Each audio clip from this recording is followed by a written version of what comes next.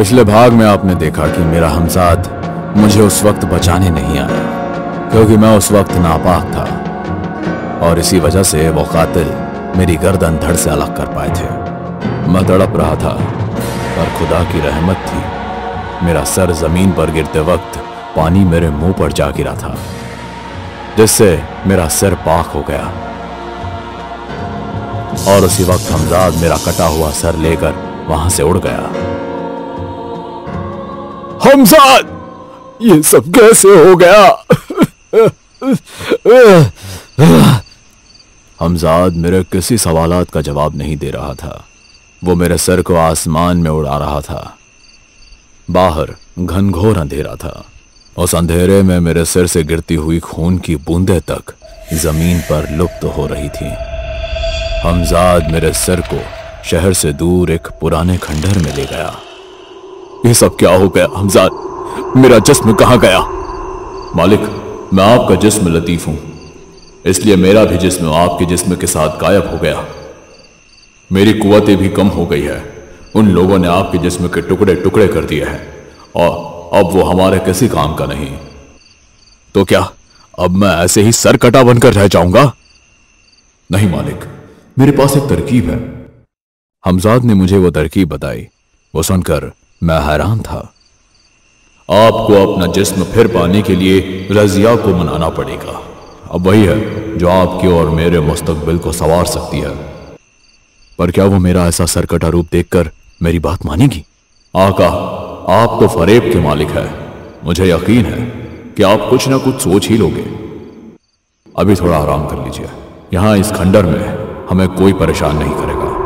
कल रात ही मैं आपको रजिया के कमरे में उड़ा ले जाऊंगा। अब यही मुनासिब है। अगली रात लगभग 12 बजे थे और हमजाद मेरे कटे हुए सर को उड़ा कर ले गया। मैं रजिया के कमरे में था। रजिया, उठो रजिया। मेरा कटा हुआ सर देखकर रजिया के मुंह से चीख निकलने ही वाली थी कि हमजाद ने उसकी आवाज बंद कर दी। घबराओ मत रजिया, मैं तुम्हारा असलम ही हूं, तुम्हारा आशिक। मेरा यह हाल तुम्हारी इसी दुनिया के पुरसात ताकतों ने किया है। कई महीनों से मैं तुम्हारी दुनिया में आने की कोशिश कर रहा था ताकि मैं तुम्हें यहां से ले जा सकूं, पर तुम्हारी दुनिया के पुरसात ताकतों ने मेरा यह हाल कर दिया। मैं मर नहीं सकता, इसलिए उन लोगों ने मेरे जिस्म को सर से अलग कर दिया। पर फिर भी मैं तुम्हारे पास आया हूं क्योंकि मैं तुमसे सच्ची मोहब्बत करता हूं, मेरी मल्लिका। मेरी यह बात सुनकर रजिया थोड़ी शांत हुई। पर क्या तुम हमेशा बिना जिस्म के ही रहोगे? नहीं मेरी मल्लिका, हरगिज नहीं। मुझे एक नौजवान जिस्म की तलाश है। अगर मेरे सिर को किसी नौजवान जिस्म का सिर काट कर रख दिया जाए तो मैं एक बार फिर पूरा हो जाऊंगा। लेकिन अभी जो मेरी हालत है, इसमें मेरे पास इतनी ताकत नहीं कि मैं किसी नौजवान का सिर धड़ से अलग कर सकूं, और मेरी सारी कुव्वतें भी कम हो चुकी है। अब तुम ही हो जो मुझे मेरा जिस्म और कुव्वतें लौटा सकती हो। लेकिन मैं कैसे? तुम्हें मेरे लिए किसी नौजवान का सिर धड़ से अलग करना होगा। ये बात सुनकर रजिया सहम गई। अगर मेरे लिए नहीं तो हमारे बेटे अली के लिए तुम्हें यह करना होगा। तुम अली के बारे में कैसे जानते हो? मैं अपने बेटे के बारे में सब कुछ जानता हूं, और वो भी जो मेरे जाने के बाद तुम्हारे साथ हुआ। मैं तुम्हें इस दोज़ख वाली दुनिया से दूर ले जाऊंगा, मेरी अपनी दुनिया में, जहां मैं, तुम और हमारा बेटा अली बड़े ही शान से रहेंगे। क्या तुम नहीं चाहती कि अली शहजादों वाली जिंदगी बसर करे? क्या तुम चाहती हो कि यहां जैसे उसे लोग हराम का जना बोलते हैं, वही सुनकर वो बड़ा हो? अब फैसला तुम्हारे हाथों में है रजिया। या तो अली को दोज़ख भरी जिंदगी दो, या तो उसे शहजादा बना दो। मैं अपनी बात रख चुका था और मेरी बातों का असर भी रजिया के मन पर दिखाई दे रहा था। रजिया चाहती थी कि अली को भी अपने वालिद का साया मिले, साथ मिले, और कौन सी मां नहीं चाहेगी कि उसका बेटा शहजादा हो। कुछ देर सोचने के बाद रजिया बोली, मैं तुम्हारी मदद करना तो चाहती हूँ, पर लेकिन मैं ये सब करूंगी कैसे? और वो नौजवान कौन होगा? रजिया, तुम्हें याद है मुझसे मिलने से पहले तुम्हारा रिश्ता हुसैन के साथ तय हुआ था। हुसैन तुम्हारा मंगेतर, वो अब भी तुमसे मोहब्बत करता है। तुम अगर उसे किसी वीराने में बुलाओगी तो मुझे यकीन है कि वो जरूर आएगा। पर मैं कैसे उसका कत्ल कर पाऊंगी? उसकी फिक्र तुम मत करो। जब कत्ल करना होगा तो उस वक्त मेरी कुव्वतें तुम पर भारी होगी और तुम्हारे हाथ से वो कत्ल करवा देगी। तुम्हें बस हुसैन को अंधेरे में अकेले मिलने बुलाना होगा। हाँ, ये तो मैं कर ही सकती हूँ। तुमसे मुझे इसी बात की उम्मीद थी मेरी मल्लिका। रजिया की आंखों में एक अलग ही चमक थी, जैसे उसे उम्मीद थी कि उसकी जिंदगी अब बदलने वाली थी। उसे नहीं पता था कि मैं अब भी उसके साथ फरेब कर रहा हूं। अब मैं चलता हूं, 2 रातों बाद फिर मैं तुमसे मिलने आऊंगा। तब तक तुम हुसैन को अकेले मिलने की तरकीब बना लेना। जी ठीक है। हमजाद मेरे कटे हुए सर को वापस खंडर में ले आया। अब मुझे यकीन हो गया था कि रजिया मेरे लिए कुछ भी कर सकती है। मैंने हमजाद से कहा, अब बहुत जल्द हमें एक जिस्म मिल जाएगा हमजाद। जी मालिक, पर रजिया एक लड़की है, कहीं वो आखिरी वक्त मुकर गई तो? इस बात से मैं भी ताल्लुक रखता हूं हमजाद, इसलिए मैं चाहता हूं कि जब रजिया हुसैन से अकेले मिले तो तुम रजिया के ऊपर हावी पड़ जाओ और उससे जबरन हुसैन का सर कटवा कर मेरा सिर उसके जिस्म पर रखवाओ, जैसा आपका हुक्म। पर एक और बात है जो मैं आपको बताना भूल गया।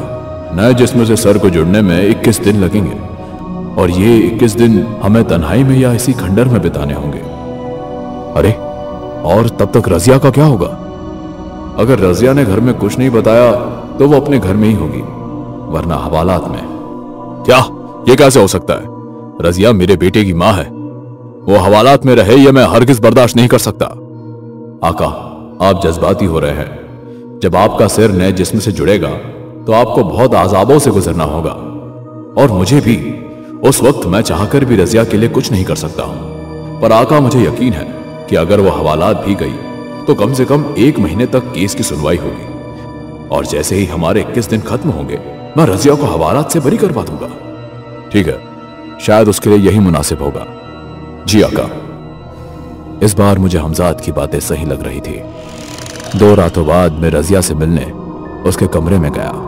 मुझे देखते ही रजिया के चेहरे पर मुस्कान आ गई। मैंने हुसैन को कल रात पीछे वाले बगीचे में अकेले बुलाया है। मुझे यकीन है वो जरूर आएगा। वाह, मुझे तुमसे यही उम्मीद थी मेरी मल्लिका। पर मैं हुसैन का कत्ल नहीं कर सकती, ये सोचकर ही मैं सहम जाती हूँ। तुम इस बात की फिक्र मत करो रजिया, जो करना होगा मेरी कुव्वतें करेगी। तुम्हें बस उसे तुम्हारे हुस्न के जाल में फंसाना है। जी मैं समझ गई। कल रात वो 10 बजे बगीचे में आ जाएगा। उम्मीद है कल आपको आपका नया जिस्म मिल जाएगा और फिर हम तीनों आपकी दुनिया में चले जाएंगे। हाँ, बिल्कुल ऐसा ही होगा रजिया, तुम इत्मीनान रखो। मैंने रजिया को 21 दिनों के बारे में कुछ नहीं बताया और वापस हमजाद मुझे अपने खंडर ले आया। आखिर वो रात आ गई जिसका मुझे इंतजार था। हमजाद 9 बजे ही मुझे बागीचे में ले गया था। मेरा सिर एक दरख्त पर रखा था, पर मैं बेसब्री से इंतजार कर रहा था रजिया और हुसैन के आने का। लगभग 9:30 बजे रजिया हुसैन को बागीचे में ले आ गई थी। मैं पहले से यही हूं रजिया, तुम इत्मीनान रखो। रजिया के चेहरे पर शिकंज थी, घबराहट साफ झलक रही थी।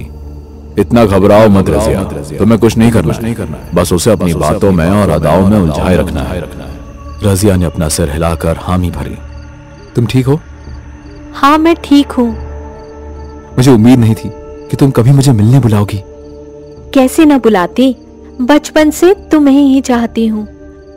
अगर मेरे साथ वो हादसा नहीं हुआ होता तो आज तुम मेरे शौहर होते। ये बात तो मुनासिब है, पर अभी कुछ नहीं बिगड़ा है। मैं अब भी तुमसे शादी करने के लिए तैयार हूँ। पर क्या तुम्हारे घर वाले राजी होंगे? थोड़ा मनाना पड़ेगा, पर मैं हूं भी इकलौता, यकीनन मान जाएंगे। बोलते बोलते रजिया हुसैन की बाहों में चली गई। ये देखकर मुझे बहुत गुस्सा आ रहा था। मैंने सोचा, क्या यह वही रजिया है जो मेरी दीवानी थी और ये पल भर में ऐसे बर्ताव कर रही है जैसे सालों से हुसैन की माशूका है। मेरा गुस्सा बढ़ रहा था। तभी हमजाद ने मुझसे कहा, आका, ये पल गुस्सा करने का नहीं है। रजिया जो कर रही है आपके लिए ही कर रही है। अब मैं और बर्दाश्त नहीं कर सकता। अभी जाओ और उसका सर धड़ से अलग कर दो। जो हुक्म। और पल भर में हमजाद की कुव्वतों ने रजिया के दिमाग पर काबू कर लिया। रजिया ने अपने पीछे आने के लिए हुसैन को इशारा किया। क्या हुआ? रजिया मुस्कुराते हुए एक पेड़ के पीछे जाकर रुक गई और जैसे ही हुसैन उसके नजदीक आया उसी पल रजिया ने उस पेड़ के पीछे से एक तलवार उठाई। ये क्या है? इससे पहले कि हुसैन वहां से भाग पाता, रजिया ने एक पेशेवर कातिल की तरह हुसैन का सिर धड़ से अलग कर दिया। रजिया उस वक्त रजिया नहीं थी और फिर रजिया ने मेरा सिर जो दरख्त पर रखा था वो उठाया और हुसैन के जिस्म से जोड़ दिया।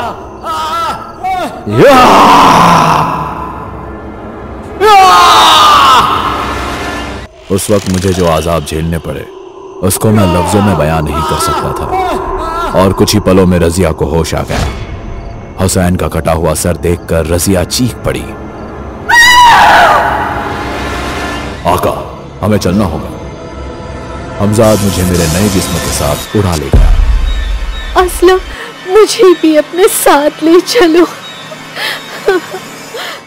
वो चीखती रही, चिल्लाती रही, पर हमजाद ने उसकी एक बात नहीं सुनी। वो मुझे वापस उसी खंडर में ले गया। मैं दर्द से तड़प रहा हूं हमजाद। आका, मैं भी आपकी तरह बेजान हो गया हूं, लेकिन हम दोनों को 21 दिन इस अजाब को झेलना होगा। ये बात सुनकर मुझे रजिया की चीख याद आई। रजिया के साथ क्या हुआ हमजाद? हमजाद कुछ देर तक खामोश रहा और फिर बोला। उसकी चीख से कई लोग वहां पहुंच चुके थे और थानेदार भी। रजिया को हुसैन के कत्ल के जुर्म में गिरफ्तार कर लिया गया है। उससे पूछताछ हो रही है और वह आपके बारे में ही बता रही है। हमजाद, रजिया तो बेकसूर है, उसे हवालात में नहीं होना चाहिए था। हाँ, पर हम कुछ नहीं कर सकते आका।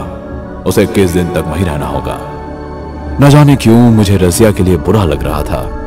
हमजाद सही था, मैं रजिया को लेकर जज्बाती हो गया था और कहीं ना कहीं मुझे अपने बेटे अली के लिए मोहब्बत महसूस हो रही थी।